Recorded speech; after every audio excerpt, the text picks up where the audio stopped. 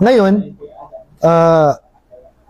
nagsala ka na akala mo pumasok na yung oras ng pero sabihin natin 1 minuto na lang oras na ng sala. Pero nauna ka ng 1 raka. Nagsala ko.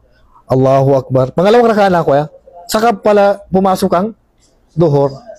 Hindi tanggap ang sala. Kasi kabilang sa kondisyon ng sala, kailangan pumasok ang oras ng sala.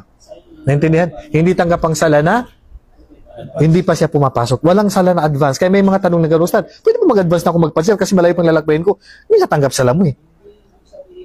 Pwede lang i-advance ang sala sa musafir or may karamdaman o may mabigat na dahilan. Halimbawa, sa mga pinahintulutan lang na pagsabahin ng dalawang sala, duhur at asar, pwedeng may advance ang asar.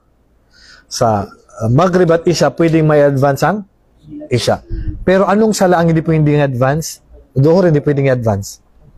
Ang Maghrib hindi pwedeng i-advance. Ang Fajr hindi pwedeng i-advance. Pero ang Asar at ang Isha pwedeng i-advance kung traveler ka or may karamdaman ka or may mga mabibigat na dahilan. Halimbawa, biglang lumakas yung ulan, tapos nagsasala kayo ng duhur, pwede mong isunod agad ang Asar. Naintindihan?